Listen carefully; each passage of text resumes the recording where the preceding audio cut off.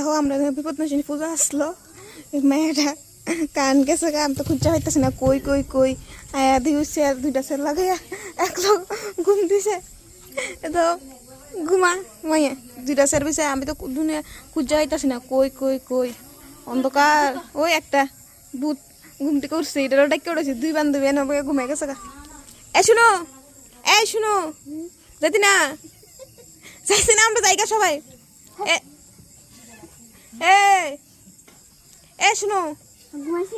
ঘুমাইছো তুমি তো কি দোস আমরা জায়গা দিই তুই কি